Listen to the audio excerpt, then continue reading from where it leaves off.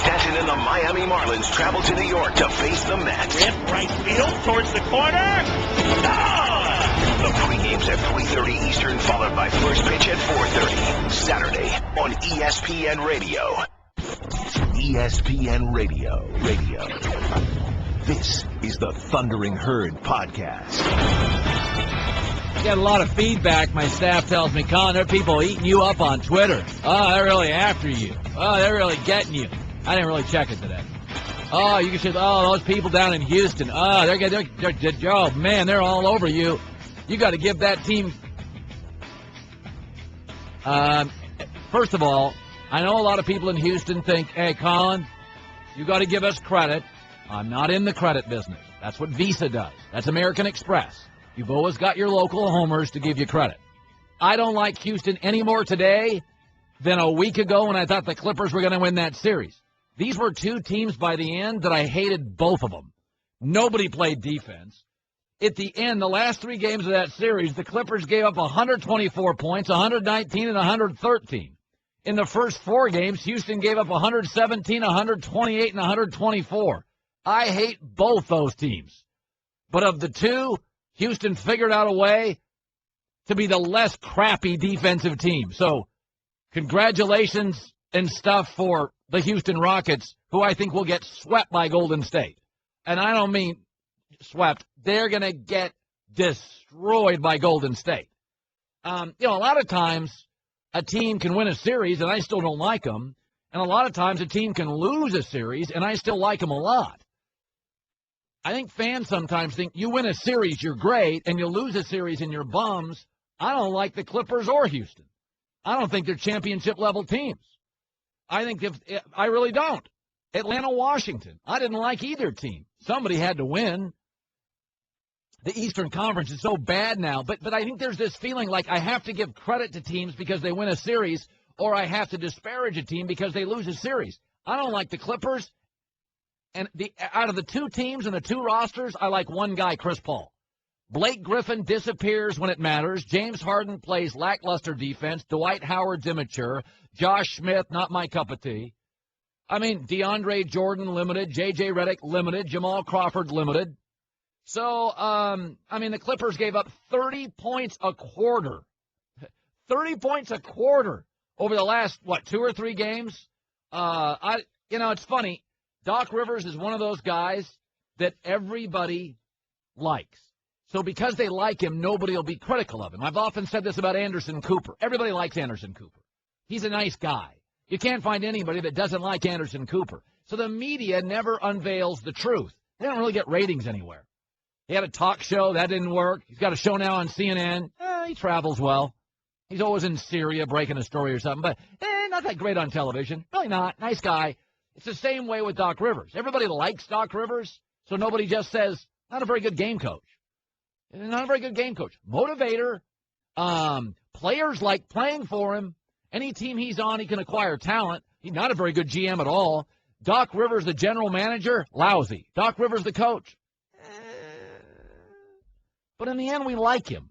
And that, there's an old saying, you can't be nice enough in life. You can never be too nice. You just be nice.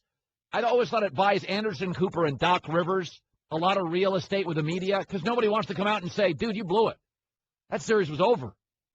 You blew that series. So this morning, it's nothing against the Rockets. I think they're going to get swept by Golden State. They lost to them 4 times this year. When they played them 4 times, they were blown out in all 4 games. They don't match up at all with Golden State. It's going to be ugly. It'll be entertaining, though. There'll be some scoring. Most of it by Golden State. Buy and print postage right from your computer, Stamps.com, special offer, Stamps.com.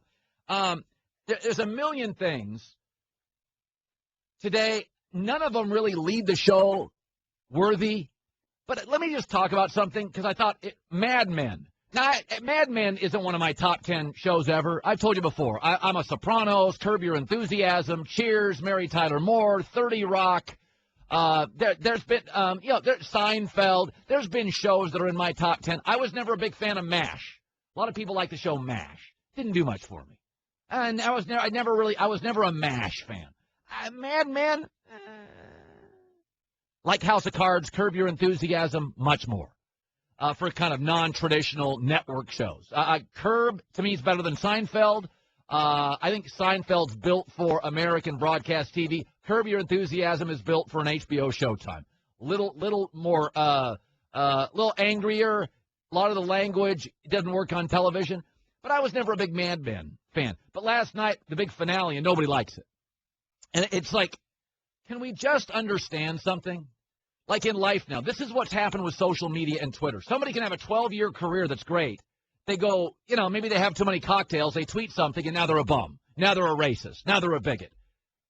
12 years of great broadcasting should not be undone by a dumb tweet by somebody a cocktail in Hermosa Beach. It just shouldn't work that way. If you look at Mad Men, if you look at all these series, we make way too much of finales. The way I look at all these series and the way I look at life is if somebody is a dentist, a doctor, an accountant, a teacher, can a teacher be a teacher for 35 years in academics and not have a bad day and not go to the chalkboard once? Maybe she's tired. Maybe he's overworked. Let's be honest. You're kind of ad-libbing in front of kids. Some of those kids' parents can be rigid conservatives. Some can be loopy liberals. It doesn't matter. You can't have one day on the chalkboard that a teacher writes something that's kind of inappropriate. I'm now supposed to turn her entire career into a flaming pile of whatever. It's like, can we just holistically, if you can put all the episodes of a show into a hat, stir them around, and then pull it out, and 5 out of 6 entertain you. That's a great series. That's not good. Historically, that's a great series. We spend too much time now, like, judging somebody's career on, like, a tweet or a moment, and it unveils incredible work. Never forget this. Will Ferrell is funny as hell. He's had as many bombs as he's had hits. I could argue he's had more bombs than hits. Is he not funny? He's an artist. He's experimenting. He's taking huge risks. We got to understand this. Like, either whether you're an athlete, a financier, a teacher, the growth is in the risk. If it was called reward risk, everybody would take risks. It's called risk reward, so fewer people take risks. We've got to let things breathe. I heard Artie Lang as a comedian. He said something the other day on Opie and Anthony. It's a radio show.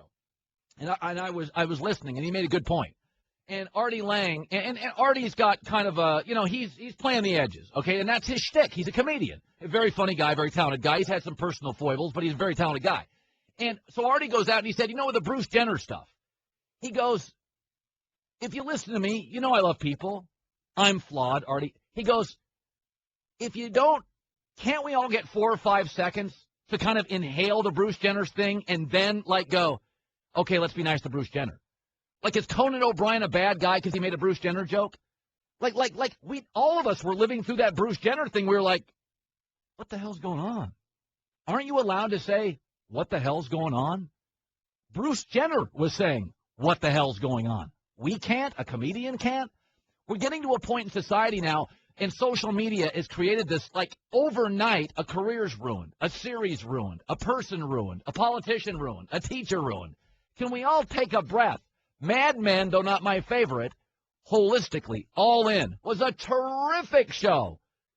Who gives a rip if the last episode was a little overwritten? So was Seinfeld. Still one of the top 10 shows in the history of American television. We make way too much of finales. Although I will say, and I'll talk about this later, David Letterman's last couple of weeks have been so good. Not that he needed that to define his show, but I mean, it's been so good. Letterman has been so darn good for the last 2 weeks. Want more of the herd? The Thundering Herd Podcast. My audience and myself, we all like the same thing. The only exception is I think the Pro Bowl's awful and unwatchable, and I think Home Run Derby's awful. The other thing where I love something that you don't is the NBA Draft Lottery. 13 teams could get the number 1 pick, okay? And a lot of them are, historically relevant teams. Lakers, Knicks, Sixers. Okay, you got 13 teams could get the number 1 pick. Miami Heat could get the number 1 pick. Oklahoma City Thunder have almost no chance statistically, but they could.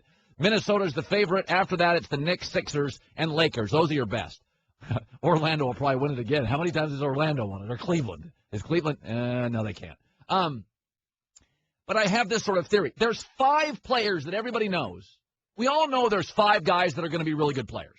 Karl Anthony Towns, Jahlil Okafor, Duke. D'Angelo Russell, not that explosive, but a really good player, Ohio State point guard. Emmanuel Mudiay is the kid from China that they think could be the next Russell Westbrook. And Justice Winslow, kind of a modern-day NBA player, 6'5.5" wing, can do a lot of stuff. And so there's 5 players we all know they're talented. They went to Kentucky and Duke and Ohio State and Duke. They go to the powerhouses. These were great high school players, great players since 14, 15, dominate high school, dominate college. They're going to be great players. But I'll tell you something. That's 2 things about this draft that's very interesting. And the draft's in a month, okay? The lottery's tomorrow. But there's 2 things. If this draft was taken 25 years ago, I would take Okafor. Okay, this shows you the cultural change in basketball because it was a back-to-the-basket league. And if I could get a dominating center 25 years ago in the NBA, if you had a dominating back-to-the-basket center, you won championships. I mean, if you had the Akeems and if you had the Jabbars and that's how you started it. That's not what the league is anymore. There are almost no true centers because the game now, you can't touch anybody. It's almost like football where you can't touch the quarterback. So 3-step drop. Tom Brady was 22 out of 22 against the Ravens last year in the AFC playoff game. 22 of 22 if he got rid of the ball under 3 seconds. That's the game now. It's a bubble screen league. Doesn't matter about your pass rush. Hike, 1-2, ball out. In the NBA, the game is so fast now because you can't grab anybody that centers often, they're not part of the game. They can't keep up. If you're a big, you got to be Tyson Chandler. You got to run the floor. There's some exceptions. Andrew Bogut, obviously, is a big guy that really helps them out defensively, but the game's very fast. That's the first thing. 25 years ago, I'd take Okafor. Today, I'd probably take Karl Anthony Towns, who's a 6'11" guy who can guard the perimeter, who can move all over the floor, and he's a better runner. He can do more things offensively, defensively. But here's the other thing, and I was saying this. Jahlil Okafor is really old-school center. Great hands, good feet, going to walk into the NBA 22 points. But I was thinking about this. One of my fundamental beliefs in life is that if I was hiring people, if I had Mark Cuban's money and I built companies, right, I would hire kids from middle-class families. That is my belief. I'd never hire trust fund kids, ever, because I want pain. I want struggle. I want you to have to overcome stuff and not be able to turn to mommy or daddy or not be able to turn to your slush fund. I want you to have to figure out a way to make things work in life, and mommy and daddy can't help you, and your bank account can't help you. So I would never hire trust fund kids. They've been well educated. They've gone to prep schools. No pain. Similarly, in basketball and in football, I tend to like guys who have had to overcome. I love slot receivers like Julian Edelman. You know what I mean? 2 positions in sports that always worry me.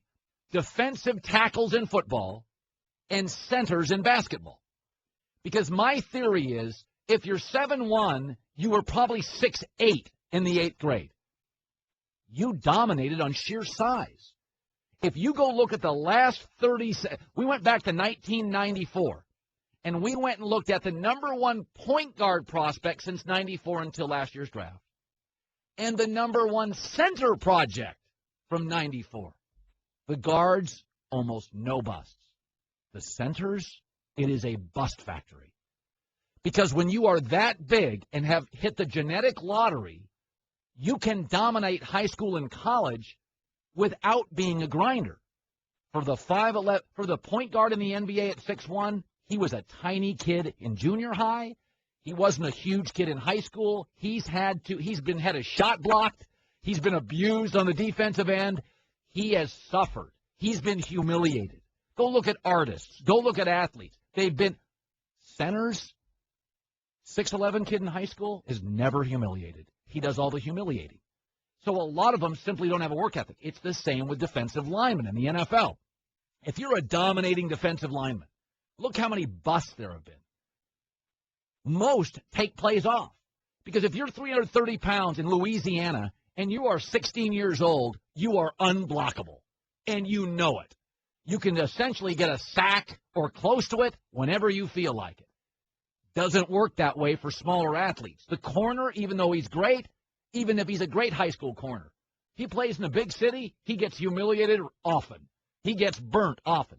So what worries me about this draft with Okafor is, remember what Mike Krzyzewski said on our show 2 months ago about Okafor. the real true center in this draft? I think he's so much a developing player. You know, he's still really young, and obviously he's got talents that you can't teach, and those are hands, feet, and really an unbelievable kid. He will continue to have to develop an even greater work ethic because he's going to be playing against men, and a little bit more of being precise. I hope he goes into an environment that will teach and not just expect him to be proven already. Think about that. Work ethic and precision. Work ethic. Can you really teach desire? No. Precision. Why wouldn't he be precise? He never had to be. That's a real risk. That's a real risk to me. That I'm getting a player who's not precise. The rest of all those 5 top players, Okafor scares me. He's never had to be precise, and he's never needed a great work ethic. He's just physically dominated. Now, he'll be a nice NBA player. He's got incredible hands. He has got world-class hands and feet. But it worries me. It worries me on defense. That's why I said Jadeveon Clowney. Jadeveon Clowney told you, I play hard when I feel like it. Not interested. You want to know why J.J. Watt plays hard? He was a 2-star recruit. They recruited him to be a tight end. He was overlooked forever. Tom Brady overlooked. Aaron Rodgers overlooked. Russell Wilson overlooked. Andrew Luck was only a 4-star recruit, not a 5-star. They all suffered humiliation, pain, overlooked, had to grind. I didn't like Jadeveon Clowney. Okafor scares me. Geico presents Strange Savings Stories. Astronomers detected an interstellar transmission. It stated, Geico, 15 minutes could save you 15% or more. The implications were staggering. Was the cosmos telling us we could all save hundreds on car insurance with Geico? Or did their radar merely pick up a signal from the nearby Rufus and Clyde's morning show? We may never know. Geico. 15 minutes could save you 15% or more on car insurance. Amin Elhassan is a former executive with the Phoenix Suns for 6 years. And I thought I'd bring somebody in as we get ready for the draft lottery tomorrow. The Knicks, the Lakers, the T-Wolves, Orlando, all these teams, 13 teams based on percentages, could end up with the number 1 pick. And I came into this weekend thinking, I was really excited because I've loved the draft lottery. Anything that has ping pong balls, I'm fascinated by. Lotteries, NBA lottery. But I find this draft to be kind of fascinating. We've got 5 players here that almost everybody, will you agree with this sentiment? That we've got 5 guys here that everybody regards as potential high-end NBA players. Yeah. Get right on that mic. Yeah, yes. Okay, so let me start with my theory on Biggs, Okafor, who I think has the biggest bust potential because of my theory that Biggs can dominate with sheer size and volume like defensive linemen in the NFL, and a lot are busts. That's how I see his bust. Do you see it differently as a former executive in this league? I do. I like what you said about 15, 20 years ago. We would say Okafor definitely because he's a guy who can score, and we want our big guy to be able to go back to the basket and get us an easy bucket. I think you're right. The NBA game has evolved in the sense that we no longer value that as number 1 priority for our bigs. Our number 1 priority for our bigs is on the defensive end. Can you guard the pick and roll out in space to get away from that basket? Can you also, do you have the mobility to come back, protect the rim, grab the defensive rebound? That's the beginning. And we say offensively, hey, if you can catch out of a pick and roll, we'll get you that to start with, and then we'll add all the footwork and all the things afterwards. So Okafor defensively is weak. Yes, he is. And that's why people now around the league, you know, he would have been a number 1 overall pick. Definitely, we're kind of looking at him with a different eye, as opposed to a guy like Karl Anthony Towns, who is a modern big. Yes, who can defend the perimeter. Some players, right? He's Kevin Love without a jumper. He can move all. In fact, he's more athletic than Kevin Love. Absolutely. Okay, so that's you agree that there is something. Now you're the Knicks. Let's say you're the Knicks. Right. It's a bad team. They need everything. Right. You look at these 5 players. If you ran the Knicks tomorrow, who do you take? Well, I think obviously there's a lot more than just their resume. You got to talk about the psychological profiling. You got to talk about what kind of teammate they are, all the type of background. So there's a lot of work that goes into this, especially in a draft like this where there's no clear-cut number 1. There's no Kevin Durant. There's no Derrick Rose or anything like that. So then you look at it and you say, D'Angelo Russell, He's an incredible playmaking guard. He's got great size. You know, the triangle, they love those big guards. They don't like little teeny guards. They like big guards. D'Angelo Russell, a guy who can play either a guard position, is very tantalizing. But, again, if I'm the Knicks, I think to myself, we are an awful defensive team. We are an awful defensive team. So you can't take Okafor? I can't take Okafor. I think Karl Towns might be my guy. What is your theory on big men? I have mine that they're too big as 7th and 8th graders, don't develop a work ethic. What's your theory? See, I don't think it's about work ethic. I think a lot of times these kids are being forced into basketball at an early age, and they don't like it. And they also have to deal with the stigma of always being associated as a basketball player. So we were talking in the booth earlier, Kareem Abdul-Jabbar, probably the greatest center of all time. You know, you get the feeling that he did not like being identified strictly as a basketball player. So that's why he has all these other interests to kind of differentiate himself from being just a dumb jock, quote unquote, and a guy who's a well-rounded. Tyson Chandler is also very well-rounded. Or if you look at the 7-footers, we have this saying, 7-footers are different dudes. Different dudes meaning they just have different interests. Robin and Brooke Lopez. You can go back to Shaq, Andrew Bynum. These are all really good players, and some of them with great work ethics. Obviously, Shaq may not be one of them, but many of them, great work ethics. But at the same time, they all have these far-reaching interests, intellectual interests outside of the game. Why? Imagine if all your life, the first thing people say is, oh, do you play basketball since you were 7th and 8th grade? It's crippling. That's fascinating to me. Is anybody else fascinated by that? That is unbelievable.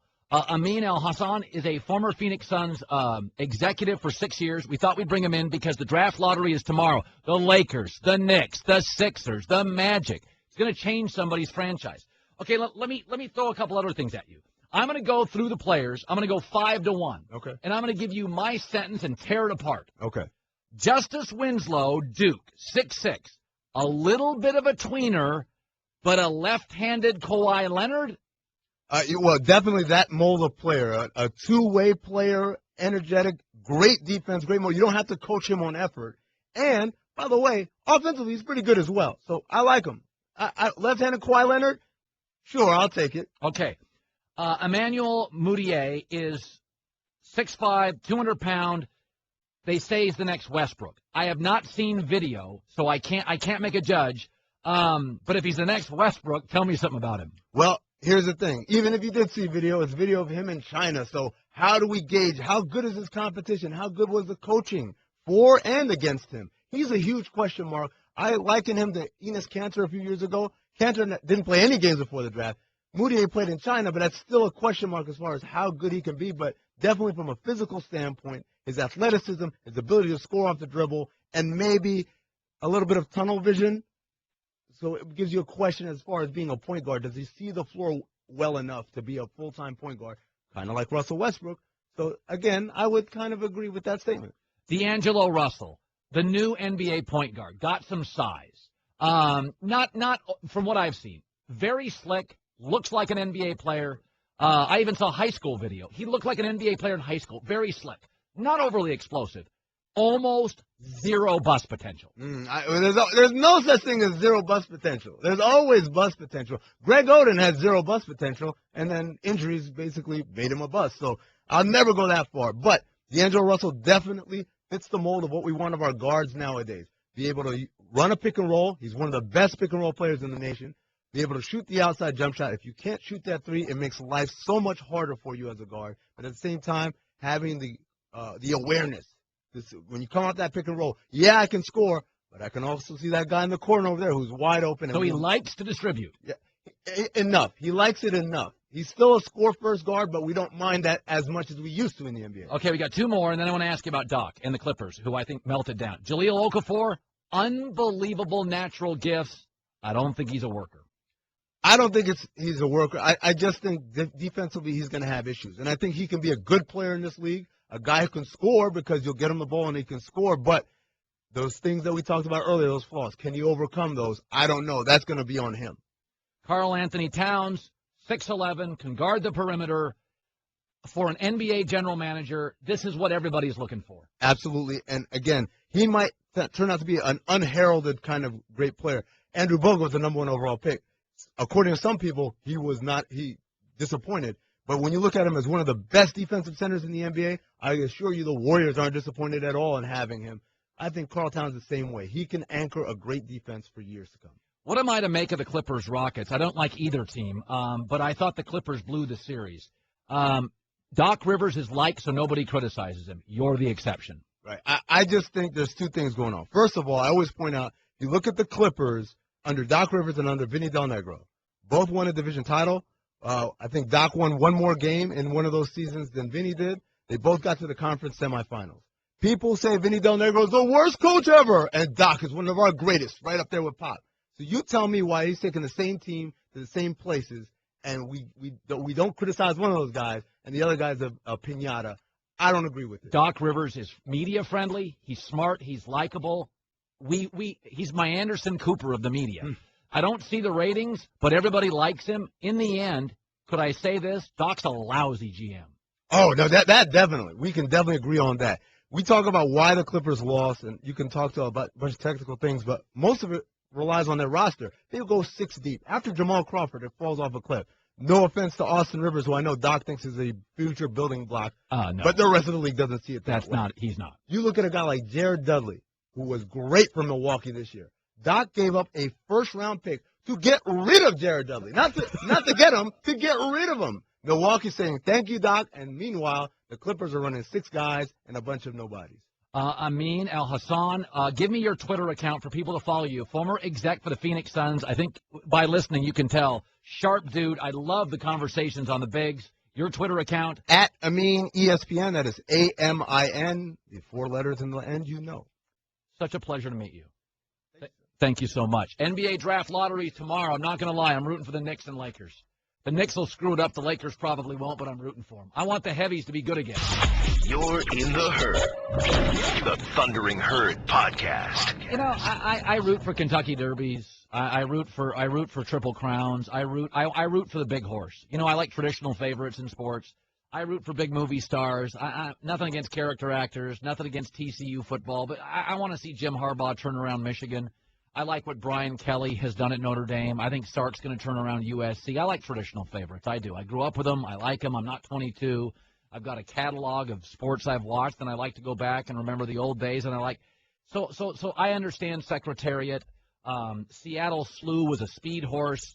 Affirmed in Aladar finished 1-2 in the 3 big races. I have never missed any of these, any of these races. The Preakness, the Derby, the Belmont. I watch them all. I don't know what it is, and I can't explain it, but American Pharoah has a chance to win the Triple Crown, and it just doesn't do a thing for me. I have no idea why. It's not the speed horse Seattle Slew is. It's not as fascinating to me, the story of a Secretariat. It's an Egyptian owner. That silver-haired guy, Bob Baffert's a trainer. He trains almost every horse in America that's good. It doesn't. California Chrome had a catchy name. It had a great backstory. It was like a Powerball ticket. A bunch of people chipped in a bunch of money. Suddenly they had this winning horse. I was even rooting for Jimmy Rome's horse, Shared Belief. I thought that'd be cool if Jim he has a great horse out in California. He got into horses years ago, and I thought, that'd be cool. I mean, that'd be cool if somebody I know in my business could win. I'm kind of rooting for him. I saw Jim a while back, and I was like, hope you win. I hope you win. I'm rooting for him. That's fascinating to me. I need a hook. There is no hook with American Pharoah for me. It doesn't move me. It won in a sloppy mud fest over the weekend that was unwatchable, and I don't even know what's the hook on that horse. Colin, for starters, it's got American in its title. Its owner is Egyptian. There's your Pharoah. That's pretty cool. You like California Chrome because of the name? Doesn't move me. All right, how about this? It was sometimes described as a rig rather than a coat, meaning that it had an undescended testicle. I may have one of those. That's not a hook. How's that not a hook? It's not a hook. I don't care about your testicles as a horse. It's not a hook. All right, one last effort here. Most unusual characteristic of American Pharoah, short tail. It was apparently chewed off by another horse. That doesn't get me to a TV set. I'm not trying to be rude. It doesn't. I like horses. Now, I like horses. You don't like animals, period. I'm not an animal lover, no. What was you freaked out over that horse story? The horse Barbaro that died on the track, that really drove me crazy. It was like months after the fact, people were still sending flowers and sending cards for a horse that they didn't know, and they felt sympathetic for some reason. I didn't get it. Horses are like the dolphins of the land. The high IQ, you can ride them. And by the way, you can ride. Yeah, but you don't mourn them. They're animals. Well, no, but you can. You can interpret this any way you want. You can ride them, and they do tricks for you. If I ever meet a person who lets me ride them and do tricks for me, interpret that any way you want. I met a few people in Vegas like that. We're going to get along. If you let me ride you and do tricks as well, they're the dolphins of the land. They're human. They have a high IQ. They do tricks. You can say, jump over that, and the dolphin will. Right. If you are the horse's trainer or you own the horse, I'm fine with it. But how can an everyday American form an attachment with a horse that they've seen race twice and feel compelled to send flowers because that horse died? How do you form an attachment? Listen, people people are idiots. That's what they are. People have a lot of love. Now, I've always had a theory. I don't bet on anything that sleeps standing up. So I'll never bet on horses. That's my first theory. And I don't like them because they're big, and as a kid I was almost kicked by one. But by and large, I actually was, and I moved out of the way. There's a little fear here with me, but I understand the horse. It just doesn't do this. This horse doesn't move me like other horses. Seattle Slew did, Affirmed Aladar did, California Chrome did. This one doesn't. Now, speaking of being moved, I'll say it again. I was talking about this earlier today. Everybody's up against Mad Men. The finale wasn't great, and I wish we'd just interpret art differently. The reality is with Mad Men and Mary Tyler Moore and Seinfeld and Sopranos, we always complain about the last episode. Stop looking at shows like that. Now, the exception is talk show hosts that leave. I do think the last episode or the last week of shows for Johnny Carson spoke volumes about how much people revere Johnny Carson. I think the last couple of weeks for David Letterman have shown you how much people respect him, stars, all the smart stars like him. All the really smart comedians. He had Norm Macdonald on, who's been my favorite comedian, stand-up, for a long time. One of the top 2 or 3 guys ever. And can I just play? Norm Macdonald had a joke. A buddy of mine, Tim Kelleher in L.A., I went to college with. Tim was a stand-up comedian, became a writer, wrote Grudge Match, has written some movies, worked on 2.5 Men. I've known Tim forever. Tim's a very, very funny guy. One of my best friends. I really love him.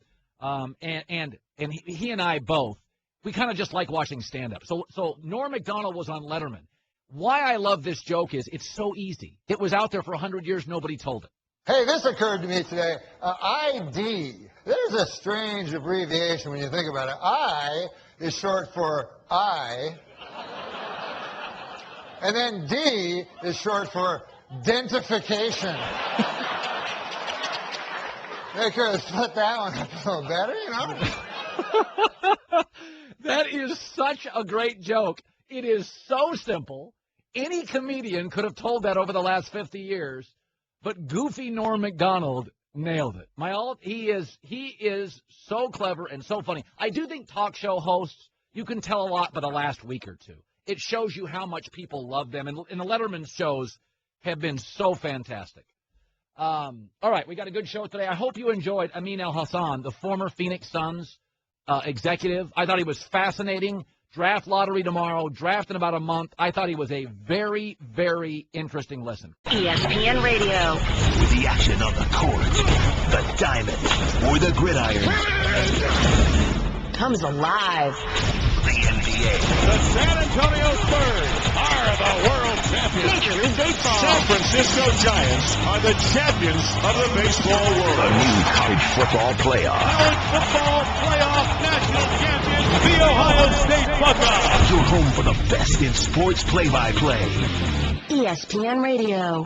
NBA draft lottery is tomorrow. Then the draft's in about a month. There's 5 what we consider great players, and I'm kind of fascinated by the whole ping pong ball lottery tomorrow. You know, I don't want to complain about this. It's just the reality. And so I say this with optimism and without cynicism and snarkiness. I've come to realize over time that some businesses are built for me as a consumer, and some businesses aren't. And they're no less of a business just because they don't work for me. I had an experience yesterday, and I was with my daughter. I went down, just me and my daughter went down to Florida for a couple days and just chilled out, hung, cool, rode bikes, that kind of thing, you know. It's a great bonding weekend. Those are awesome. Do that. I recommend it. And so on the flight back where I live, you take what you can get with flights. And much like Adam Sandler movies, I respect the heck out of Adam Sandler, but those movies are not built for me.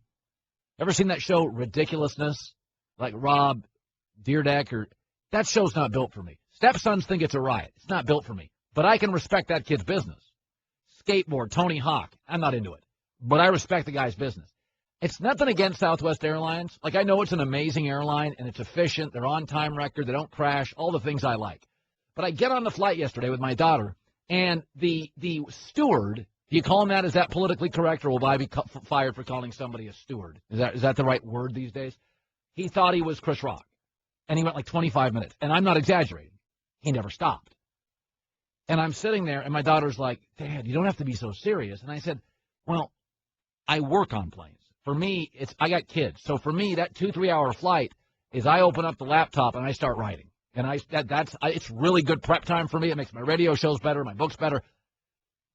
Clearly, a lot of people on Southwest aren't working.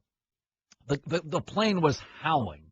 And it was middle-aged women. It was like a cruise for them. They were getting free entertainment on the cruise.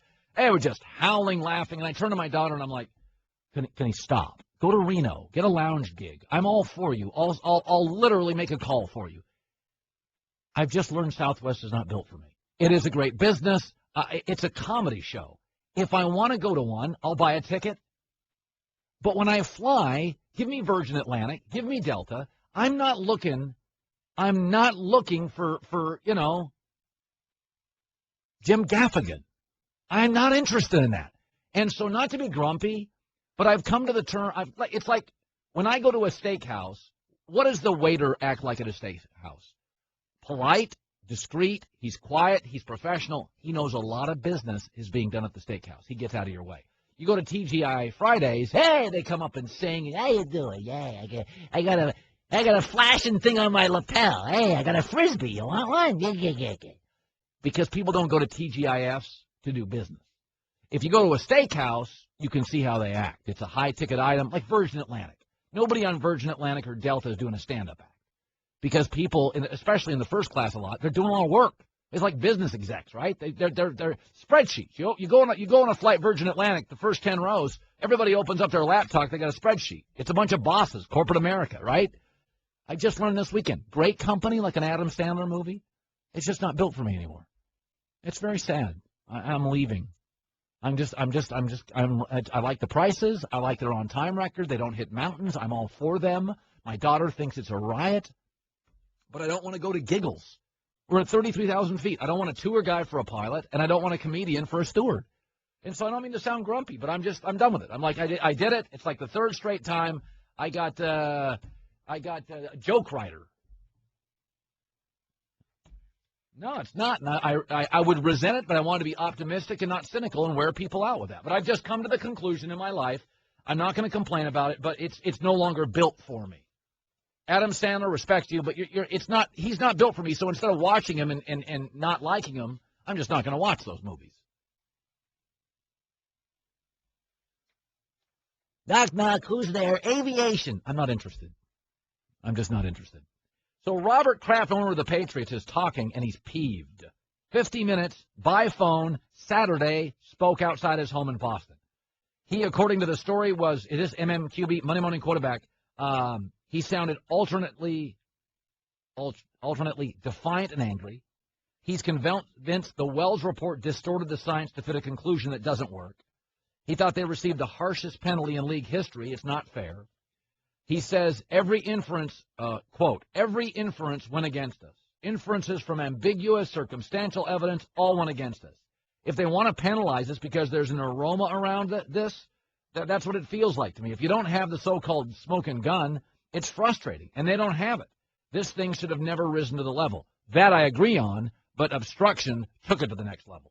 Asked about his current relationship with the commissioner, Roger Goodell, he said, you'd have to ask him. Uh-oh. Kraft was circumspect about the reaction of Coach Bill Belichick to the punishment. Belichick hasn't been heard from since the story exploded. Quote, I'm telling you, Bill didn't know about it, and I didn't know about it. Which leads me to my belief the entire time. Again, I think super competitive, looking for an edge, Tom Brady was all over those ball boys to get it as close or slightly lower to that PSI as you possibly could. I don't think it won him games. I think it was pine tar. It was a comfort level thing. I don't necessarily think Bill Belichick knew. I don't. And my takeaway is this kind of confirms what I really believe. This was Tom Brady. Super competitive, looking for an edge, a little thing on the ball boys. I read the text. I can't get past them. That's my belief. Monday morning quarterback interview with Rob Kraft confirms my belief. Colin Cowherd. The Thundering Herd Podcast. I can remember watching Andrew Luck as a sophomore at Stanford, and this was way, way, way before anybody knew who Andrew Luck was outside of, like, the Pac-12. And I watched, with a friend, I watched him play live, and I said, and I said it very early in the game, I said, he is the next John Elway.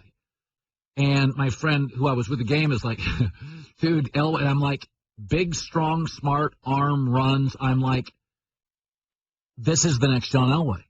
This is it. And, you know, I've been very high on Andrew Luck since. And I was telling the staff today, I don't have a lot of talent, and I don't have any musical talent.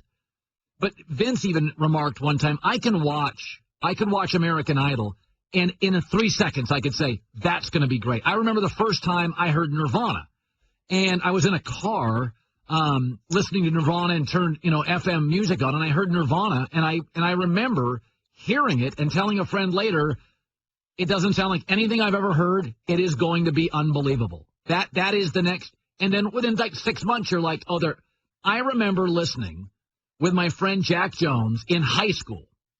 We were in his Red Prelude, and I said, I want you to listen to this. And it was U2's first album, Boy, and there was a song, I Will Follow.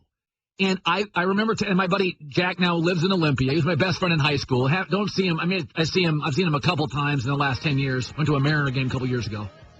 But I heard this song, I Will Follow, and I told my buddy Jack, I said, they're going to dominate rock and roll for 20 years. And we both loved Van Halen, and we loved AC/DC, and he's like, I don't hear it. And I said, I don't have any musical talent, but I'm good judge. I can watch American Idol, and I can say no, yes, no, in like a second. So I've got a good ear, but I have no talent. And I was talking to Stanzik this morning, who secretly hates me. But even you acknowledged today, in your time working with me, you gave me you said I am an early something. An early adopter. I'm an early adopter. Yeah. Like Norm Macdonald I saw 30 years ago. And I told a friend in Vegas at the time, I'm like, that's the funniest stand-up I've ever seen. And it was a 5-minute set. And I saw him. So whatever it is, I don't have any comedic talent. I don't have any musical talent. I don't have any acting talent. I remember the first time I saw Ray Liotta in a movie. And I'm like, oh, wow. He didn't talk in the scene. I'm like, that guy's scary. So I think a lot of people think they're good at this. You don't remember the guys or the bands that you missed on. I think a lot of people just, hindsight's 20/20, they think they're good. So you don't think, but you've acknowledged I'm okay. This is something I like to call my shots early on people.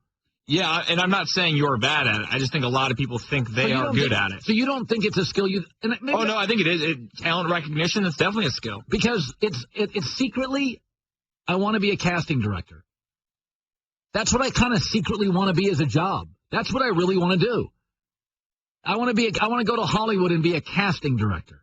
So when this whole radio thing falls through. No, seriously, I'm over this. I want to be a casting director. I got to do it for about an hour and a half with my friend Eric Tannenbaum in Los Angeles. It was the most fun I've ever had. It was fascinating. You sat in a room and a bunch of people came in, and I was like, this is the greatest job of all time. And Eric turned to me, he's like, oh, you have no idea how miserable this is. So you just love judging people? Kind of, yeah. I really do. I really you know what I like to do? I like to crush their dreams. You've got nothing, get lost. It's a great feeling. Norm Macdonald's been on Letterman, and I've loved Norm forever.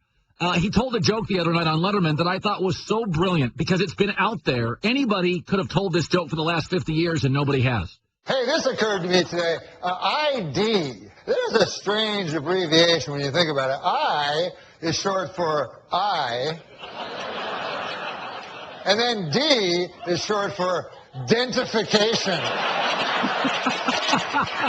They could have split that one up a little better, no? I think that is so funny. So you're saying, I guess a lot of people can do what I think I can do.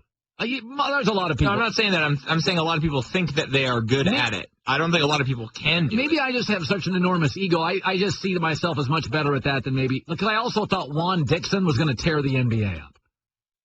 Yeah, I thought that. I thought Ryan Leaf was going to be better than Peyton Manning.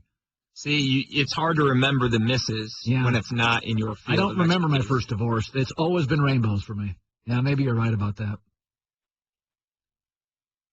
Because, I was the only one that liked Andrew Luck in the whole world, really. It was just me. Really, people were counting on my opinion. Yeah, I think you're probably right on that. I'm probably not as good as I think. You saw LeBron before anybody else. Yeah, I saw a couple years ago. I called it. 2 years ago, I'm like, that guy can really play at the 4. He's really a remarkable. Yeah, I saw him on the cover of Next in Slam Magazine, and I called it, right? That like an hour later, I was totally on it.